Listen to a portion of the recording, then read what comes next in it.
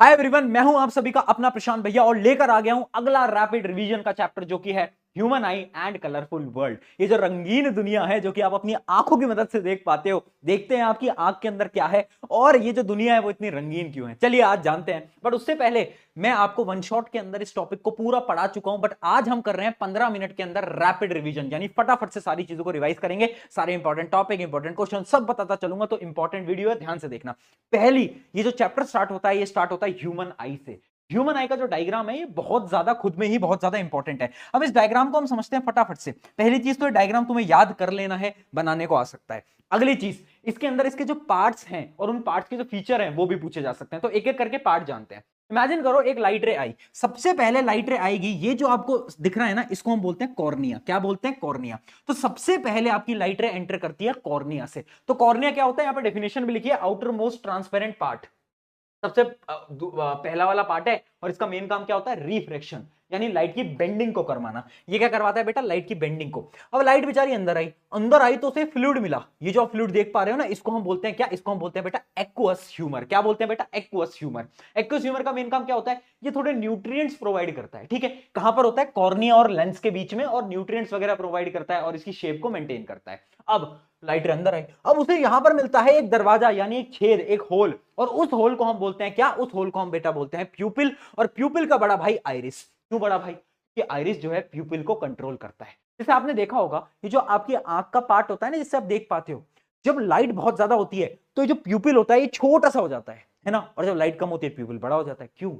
क्योंकि होता क्या है ना, आइरिस जो है उसकी शेप को, इसके साइज को कंट्रोल करता है। तो याद रखना प्यूपिल का मेन काम क्या है? प्यूपिल का मेन काम आप याद रखना, स्मॉल ओपनिंग जिससे कि लाइट अंदर आएगी। आइरिस क्या करेगा? आइरिस एक टाइप का मस्कुलर टिश्यू है जो कि किसको कंट्रोल करेगा?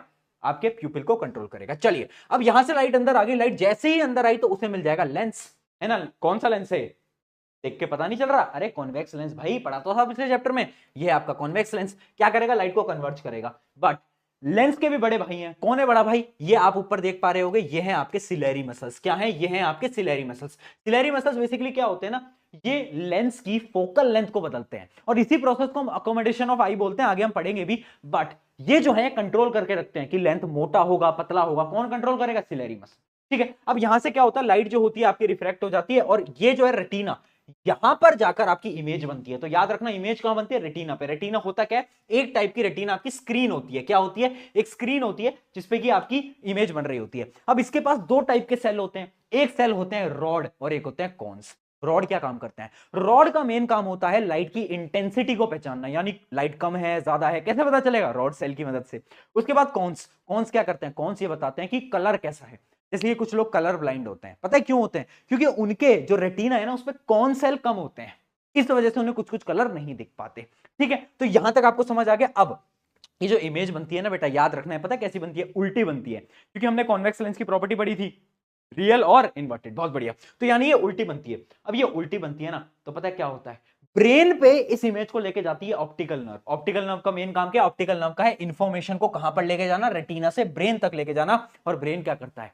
ब्रेन जो है वो इमेज को सीधी करता है, समझता है, और आपको दिखने लगती हैं वो इमेजेस। ठीक है, अब इनके बीच में भी एक फ्लूइड होता है। ये जो फ्लूइड देख रहे हो इसको हम बोलते हैं विट्रस ह्यूमर। विट्रस ह्यूमर का मेन काम क्या होता है? मेन काम होता है इसका न्यूट्रिएंट्स देना, उसके साथ साथ आई शेप को मेंटेन करना। अच्छा, एक पार्ट और रह गया जिसको हम बोलते हैं स्केलेरा। क्या बोलते हैं? स्केलेरा। स्केलेरा क्या होता है? जो आउटर कवरिंग आप देख पाते हो आंख के अंदर, व्हाइट कलर की जो आउटर कवरिंग होती है, टफ कवरिंग जो होती है, इसका मेन काम होता है प्रोटेक्शन देना, आंख को बचा के रखना। ठीक है, तो स्क्लेरा का मेन काम होता है प्रोटेक्शन देना। तो ये हो गई आपकी पूरी की पूरी आई। अब हम बढ़ रहे हैं अगले टॉपिक की तरफ जो कि अकोमोडेशन ऑफ आई। यानी ये क्या प्रोसेस है? पावर ऑफ अकोमोडेशन होता क्या है? देखो, it is a ability of eye, मतलब ये आई की एक ऐसी एबिलिटी है जिसकी मदद से वो जो आई का लेंस है ना वो अपनी फोकल लेंथ बदल लेता है। किसकी मदद से बदलता है? सिलेरी मसल्स की मदद से बदलता है। और इसी प्रोसेस को बोलते हैं एकोमोडेशन ऑफ आई। और ये सवाल बार बार पूछा जाता है, पावर ऑफ एकोमोडेशन क्या होता है, एकोमोडेशन ऑफ आई क्या होता है, बार बार पूछा गया है। तो समझ लेना ये डेफिनेशन आपके लिए बहुत ज्यादा इंपॉर्टेंट है। नोट्स आपको डिस्क्रिप्शन में मिल जाएंगे, फटाफट से डाउनलोड कर लेना, बट पहले लेक्चर देख लो। अगला पॉइंट, दो प्रकार के पॉइंट होते हैं, near point, far point. Far point तुम कितनी दूर तक देख सकते हो? भैया हम तो चांद सितारे सब देख सकते हैं, तभी तो गाने बने तेरे लिए चांद सितारे तोड़ लाऊंगा, यानी हम इनफाइनाइट तक देख सकते हैं। तो हमारा फार पॉइंट क्या होगा? मैक्सिमम पॉइंट है इनफाइनाइट। नियर पॉइंट क्या है? कितनी पास तक देख सकते हो? आप थोड़ा पास लाओगे तो आप चीजों को ब्लर देख पाओगे, अच्छे से नहीं देख पाओगे। तो नॉर्मली ह्यूमन का नियर पॉइंट होता है 25 सेंटीमीटर। तो बेसिकली नियर पॉइंट क्या होता है? Minimum distance of clear vision, कितने पास तक हम क्लियरली देख सकते हैं उसको हम बोलते हैं नियर पॉइंट। अब समझना मेरी बात, ये पावर ऑफ अकोमोडेशन होता कैसे? इमेजिन करो तुम्हें किसी चीज को देखना जो कि बहुत दूर है। इमेजिन करो तुम किसी ऐसी चीज को देख रहे हो जो कि बहुत ज्यादा दूर है, आप यहां पर देख सकते हो। अब कोई चीज अगर बहुत दूर है ना, तो पता है आपका सिलेरी मसल क्या करेगा? सिलेरी मसल रिलैक्स करेगा और जो लेंस है ना आपका वो ऐसे पतला हो जाएगा। और लेंस जैसे ही पतला होगा तो क्या होगा? आपकी इमेज जो है वो कहां पर? रेटिना पे बनना स्टार्ट हो जाएगी। अब इमेजिन करो अचानक से तुम किसी चीज को पास में लिया है। अब जब तुम पास में लिया है तो पता है क्या करेगा? सिलेरी मसल कॉन्ट्रैक्ट होगा और वो क्या करेगा? आपके लेंस को थिक बना देगा। जैसे कि उससे क्या होगा? आपकी जो लाइट की जो इमेज है वो कहां पर बनने लगेगी? रेटिना पे बनने लगेगी।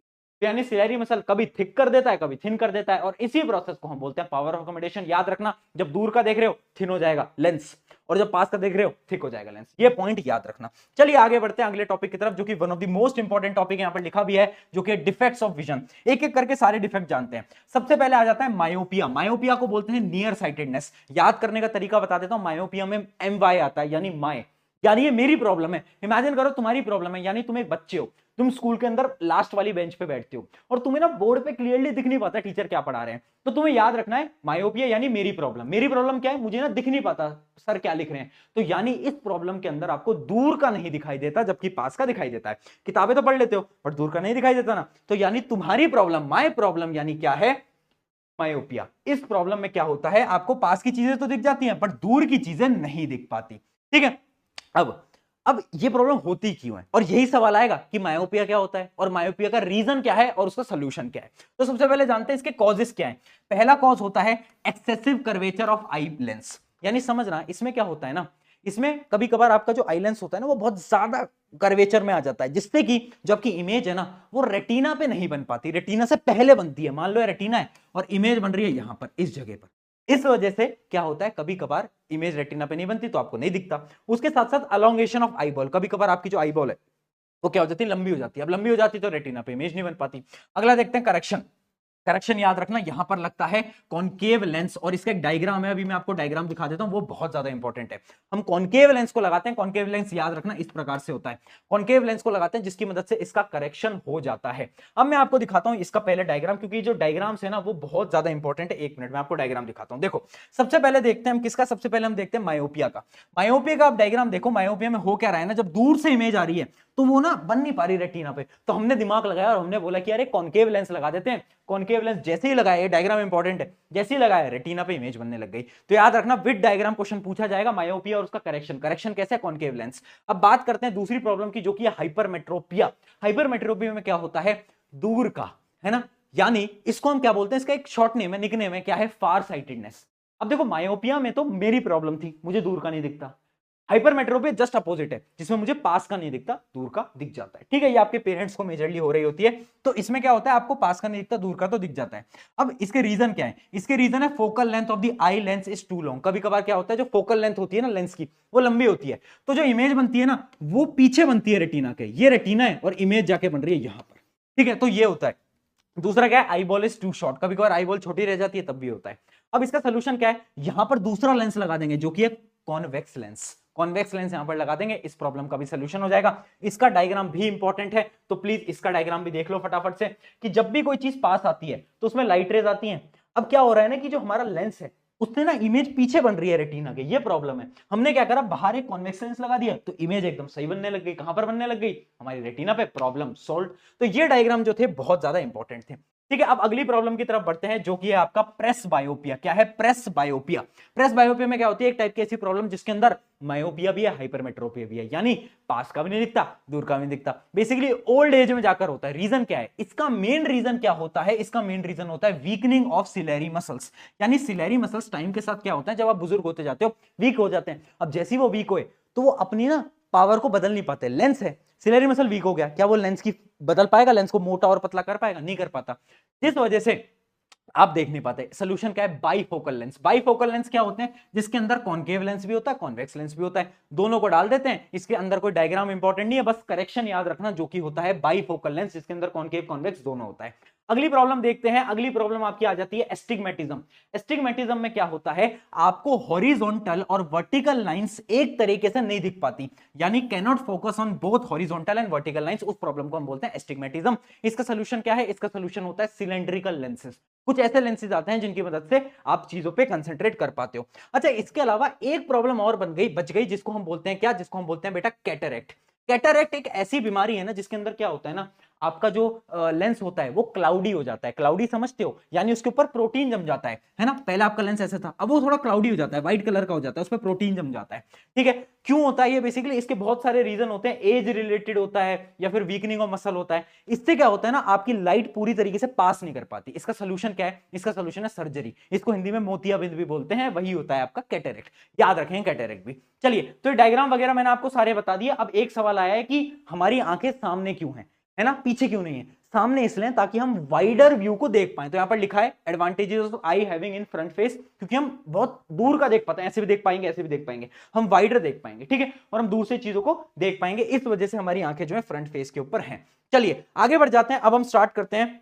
ये हमारे आई का पोर्शन हो गया, हम कलरफुल वर्ल्ड की तरफ बढ़ रहे हैं। ध्यान से सुनते चलो। कलरफुल वर्ल्ड को हम स्टार्ट करते हैं, उससे पहले इतना जान लो, बहुत टाइप की क्या होती हैं, रेज होती हैं। जैसे कि आप तो कुछ कलर्स को देख पाते हो ना, पर ऐसे भी बहुत सारी रेडिएशन है जो कि आप देख नहीं सकते। जैसे कि कुछ होती हैं gamma rays, X rays, ultraviolet ray, फिर आती हैं विजिबल रेस जो कि तुम देख सकते हो।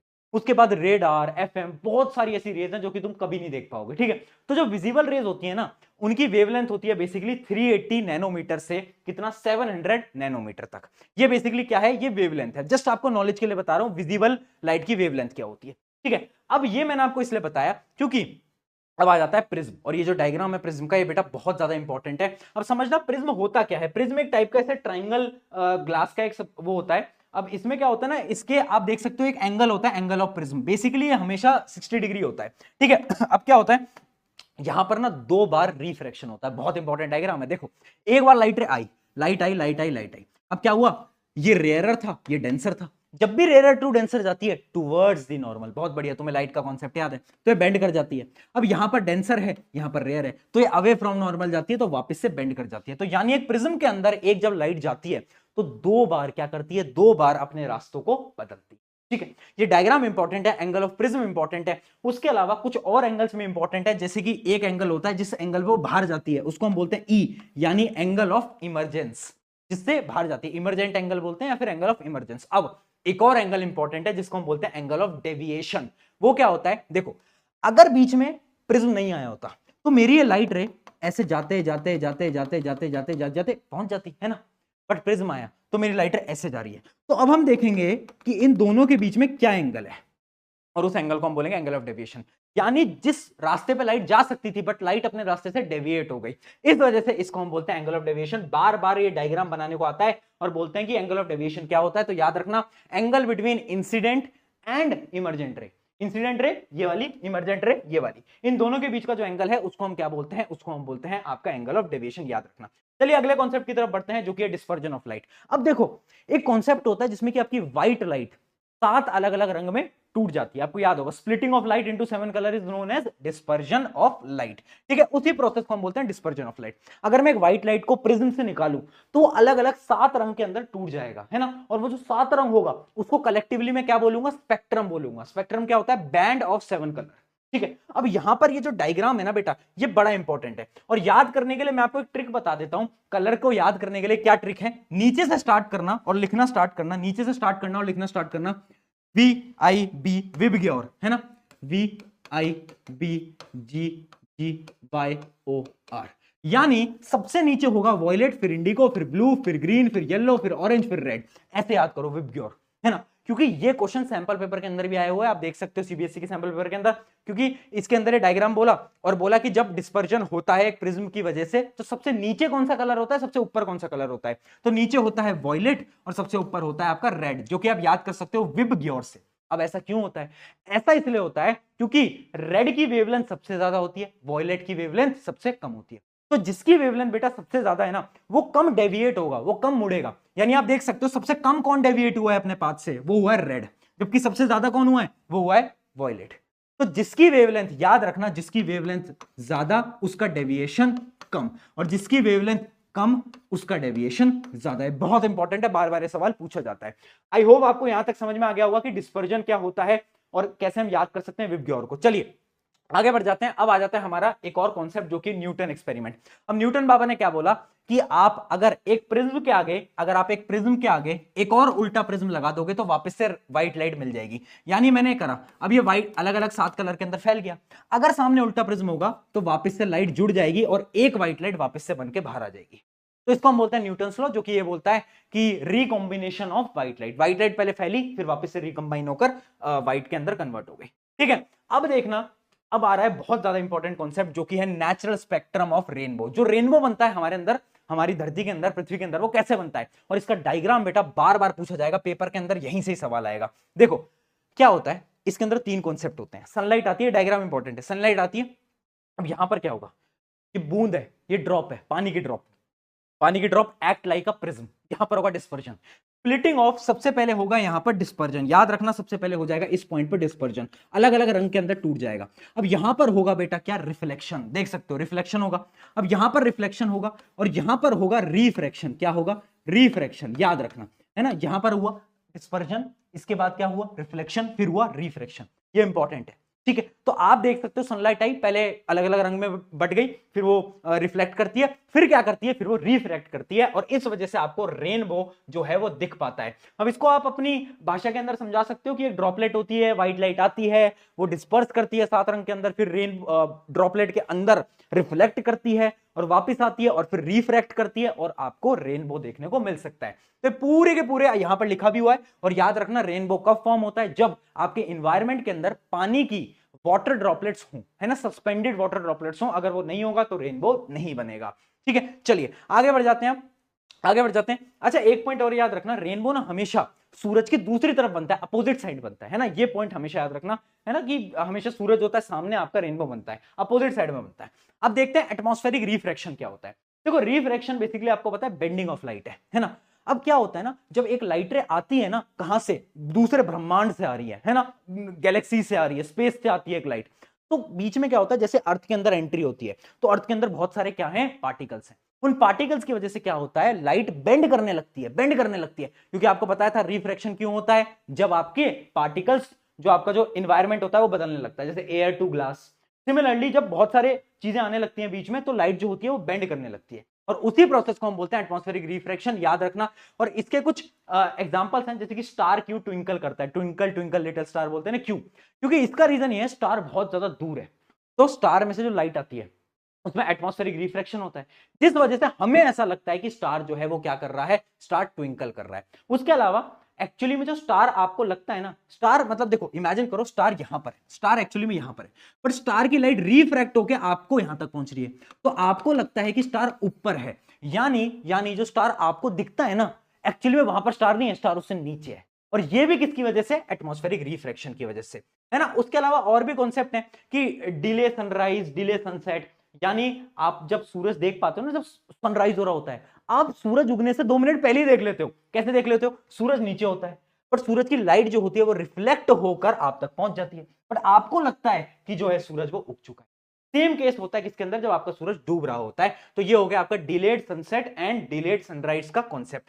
ठीक है, अब एक सवाल आ जाता है कि जो प्लेनेट होते हैं वो ट्विंकल ट्विंकल क्यों नहीं करते, क्योंकि देखो पहली चीज जो होती है ना, प्लैनेट्स जो है ना आपके, वो हमसे उतना दूर नहीं है। ठीक है, तो इसका क्या है, प्लैनेट्स आर क्लोजर, जबकि जो आपका जो स्टार है वो बहुत दूर है, तो जिस वजह से रिफ्रैक्शन बहुत ज्यादा होता है, जबकि प्लैनेट्स जो है वो क्लोजर है, जिसकी वजह से क्या होता है, यहां पर रिफ्रैक्शन, एटमॉस्फेरिक रिफ्रैक्शन उतना नहीं होता। अगला और आखिरी कॉन्सेप्ट इस चैप्टर का आ जाता है scattering of light. Scattering of light क्या बोलती है, जब एक लाइट आती है और छोटे छोटे पार्टिकल होते हैं ना, तो लाइट जो है ना अलग अलग डायरेक्शन में क्या करती है, स्कैटर कर जाती है, टूट जाती है। जैसे इमेजिन करो एक लाइट रे आ रही है, अब यहां पर बहुत सारे छोटे छोटे पार्टिकल हैं, इसकी वजह से अलग अलग डायरेक्शन में क्या कर जाएगी, आपकी जो लाइट रे है वो टूट जाएगी, फैल जाएगी, है ना। और इसी प्रोसेस को हम बोलते हैं स्कैटरिंग। यानी स्कैटरिंग क्या होता है, जब आपका एक पार्टिकल सामने आ जाता है तो क्या करता है, वो पार्टिकल जो है उस लाइट रे को क्या करा देता है, अब्सॉर्ब करके वापस से रीअब्सॉर्ब कर देता है और हर जगह पर फैला देता है। तो बेसिकली ये भी एक टाइप का स्प्लिटिंग ऑफ लाइट ही है, लाइट अलग अलग जगह क्या करती है, फैल जाती है, उस प्रोसेस को हम बोलते हैं स्कैटरिंग ऑफ लाइट। ठीक है, अब इसके एग्जांपल्स क्या हैं। पहली चीज आप देख सकते हो, जब सूरज उगता है सुबह सुबह तो हमेशा आपको लाल कलर का दिखता है ना, और आपने देखा है आपका जो स्काई है वो ब्लू है। क्यों है ब्लू? क्योंकि लाइटें आती हैं, ठीक है, लाइटें आती हैं, व्हाइट लाइट आती है। अब व्हाइट लाइट आई, जैसे ही वो हमारे इन्वायरमेंट के अंदर घुसी, जैसे इमेजिन करना ये आपकी पृथ्वी है, ये व्हाइट लाइट आई, अब ये पृथ्वी के इन्वायरमेंट के अंदर घुसी, तो जैसे ही वो घुसी तो स्कैटरिंग ऑफ लाइट होने लगेगी। सबसे पहले कौन स्कैटर होगा? जो सबसे कमजोर होगा। सबसे कमजोर कौन था? याद करो, विबग्योर में, जिसकी वेवलेंथ सबसे कम थी। यानी ये याद रखना, विबग्योर जो है वो बड़ा इंपॉर्टेंट है, ठीक है। सबसे कम वेवलेंथ होती है वॉयलेट, इंडिगो, ब्लू। तो यानी ये जो कलर है स्कैटर कर जाते हैं, ये डर जाते हैं और ये पूरी जगह फैल जाते हैं। इस वजह से आपका जो स्काई है वो पूरा आपको ब्लू कलर का दिखता है, ठीक है, ब्लू कलर का। बट जब सनराइज या सनसेट होता है तो स्काई कैसा दिखता है? रेड कलर का दिखता है। क्यों? क्योंकि जब सनराइज या सनसेट होता है तो आपका सूरज जहां होता है तो लाइट को बहुत दूर तक ट्रेवल करके आना होता है ना, बहुत दूर तक। अब यहां पर ब्लू कलर तो पहले ही स्कैटर हो गया, ब्लू के बाद बारी आती है किसकी? ग्रीन, येलो, फिर बच जाता है रेड। तो इस वजह से रेड यहां पर आकर क्या हो जाता है? स्कैटर होना स्टार्ट करता है। इस वजह से आपको दिखता है कि आपका जो स्काई है वो रेड हो गया है। कब? जब सनराइज है फिर सनसेट है, ठीक है। तो ब्लू और रेड क्यों होता है ये मैंने आपको बता दिया है, ये वेरी इंपॉर्टेंट है, क्वेश्चन इसके अंदर पूछ लेता है। लास्ट कॉन्सेप्ट आ जाता है टिंडल इफेक्ट। टिंडल इफेक्ट क्या होता है बेटा? समझ लो, बेसिकली आपने देखा होगा, अगर आप एक मिक्सचर बनाओगे, है ना, कोई मिक्सचर बनाओगे, आपने 9th क्लास के अंदर एक्सपेरिमेंट भी करा होगा, उसमें से लाइट रे पास करोगे तो आपको उसमें से लाइट की जो पाथ है वो दिखने लगता है, और उसी को हम बोलते हैं टिंडल इफेक्ट। यानी light scatter when it strikes the particle in colloid. जब हम कोलाइड सोल्यूशन बनाते हैं और उसमें से हम लाइट को पास करते हैं तो लाइट के पाथ को हम देख पाते हैं, है ना। आप देख पाते होगे जब आप जंगलों में जाओगे तो उसमें से जो सूरज की जो रोशनी का पाथ है वो दिख पाता है। क्यों? क्योंकि वहां पे बहुत सारे पार्टिकल्स हैं जिनकी मदद से क्या हो रहा है? स्कैटरिंग हो रही है लाइट की, इस वजह से मुझे वो लाइट एग्जैक्टली देख पा रहा हूं मैं। और उसी प्रोसेस को बोलते हैं क्या? उसी इफेक्ट को हम बोलते हैं क्या? Tyndall effect. आई होप यहां तक ये सारी की सारी चीजें समझ आ गई होंगी। यहां पर हो जाता है आपका चैप्टर पूरा का पूरा खत्म। अब आपको एक क्वेश्चंस, दो क्वेश्चंस हैं, कमेंट में बताना है। पहला है ये, आप फटाफट से देखो आंसर दो, और दूसरा जो आपका क्वेश्चन है वो है ये, which phenomena is responsible for twinkling of light. बताओ किसकी वजह से twinkle twinkle little star. Take care, love you all. अगला चैप्टर किसका चाहिए कमेंट में जरूर बताना।